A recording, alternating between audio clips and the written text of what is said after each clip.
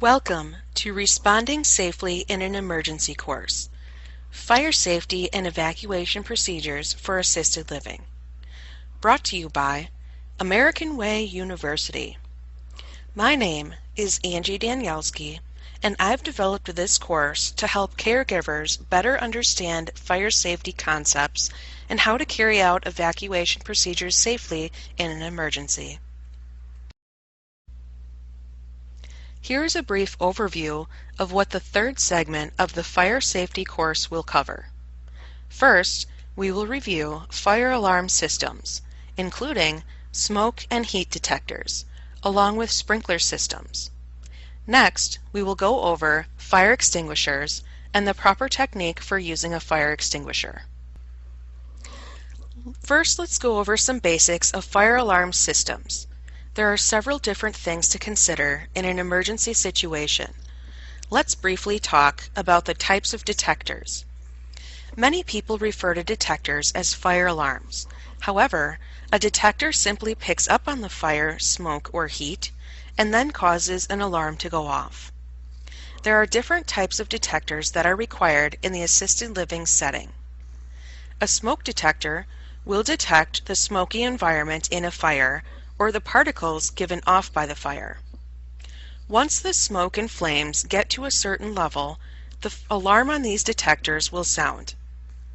A heat detector will alarm once the temperature gets to a certain point or the temperature rises too quickly, depending on the type of alarm. Assisted living homes are required to either have a smoke or heat detection system in the building. Lastly, carbon monoxide detectors are required as carbon monoxide is produced in a fire. Carbon monoxide, or CO, is a colorless, odorless gas that is often a silent killer. Carbon monoxide can cause symptoms such as headache, dizziness, nausea, and confusion. If a CO detector is not present, a person could go unconscious and succumb to carbon monoxide. This is why carbon monoxide detectors are required in the assisted living setting. At any time, a smoke, heat, or carbon monoxide detector may sound. Treat it as an emergency situation and begin evacuation procedures, as we will discuss later on in this course. Now that we've discussed the different types of detectors, it is important to understand how a detector is connected to the overall fire alarm system. A fire alarm system may be monitored externally, which will be the case in any house having more than 16 residents, or may only alert those in the building of the impending danger. It is important to know if the fire alarm system in your house is externally monitored or not, so that you know whether or not you'll be receiving a phone call if the alarm sounds. Whether or not the system is externally monitored, you always need to call 911 or the local emergency number for help. Fire alarm pull stations are another requirement in the assisted living setting. These pull stations are there so that anyone who notices smoke or fire can activate the alarm system to warn others of an emergency. Classically, a pull station simply had a handle to pull down. However, with increasing numbers of people activating the alarm for fun, pull stations often require the user to do something first before pulling down the handle.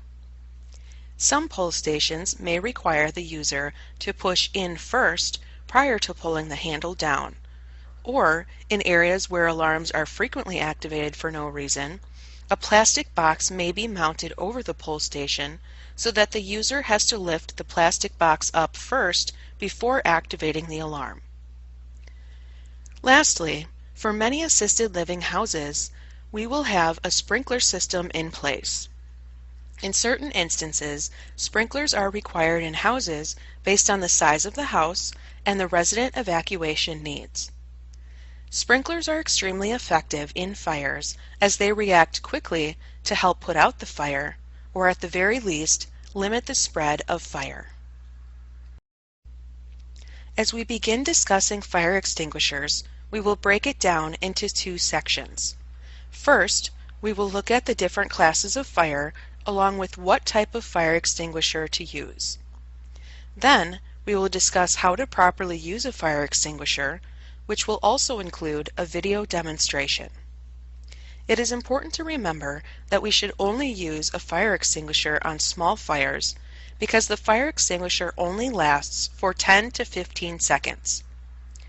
The fire extinguisher should be accessible to get out and use quickly, but you should never go searching for a fire extinguisher in an emergency if one is not readily available. If you are using a fire extinguisher, always keep the exit to your back in case you have to make a quick exit. There are 5 different classifications of fires, and along with that, 5 different types of fire extinguishers based on the class of fire.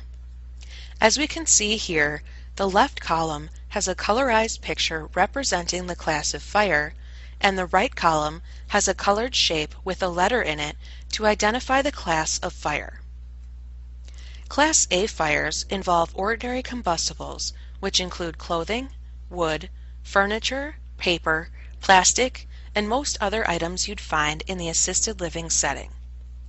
Class A is represented by a green triangle or a picture of a garbage can and a campfire. Class A fires are the only fire that you can use water on, and most Class A extinguishers are simply pressurized water extinguishers. Class B fires involve combustible liquids or any liquids that will burn. This includes things like cooking oil, gasoline, paint, paint thinner, fingernail polish remover, and many household cleaners. Class B extinguishers are used on this type of fire and are represented by a red square or a picture of a gas can in flames. Water should never be used on this type of fire. A Class C fire is any fire that is energized with electricity. Electricity itself does not burn, however, it can be the cause of fire. Most often, the material that is burning is an ordinary combustible simply energized by electricity. Class C extinguishers are represented by a blue circle or a picture of an electrical outlet on fire. Once again, water is not used on this type of fire as water conducts electricity and would harm anyone in the near vicinity. Class D fires are combustible metals such as lithium, zinc, and magnesium. A Class D extinguisher is represented as a yellow star or a picture of a metal beam on fire. A Class K extinguisher is one that will put out a large quantity of cooking oil, oil in a fryer, or grease. A Class K fire is referred to as a commercial kitchen fire. A Class K extinguisher is represented by no shape or color and the letter K, or a picture of a pan on fire. Most fires in the assisted living setting will be Class A, B, or C. As such, assisted living homes are required to have an extinguisher for Class A, B, and C fires, most often a combined ABC extinguisher. The steps to use a fire extinguisher follow the acronym PASS. The P stands for pull, or pull the pin. Along with the pin, there will either be a plastic tie or tape securing the pin in place. This is helpful to tell whether or not the fire extinguisher has already been used. The A stands for aim.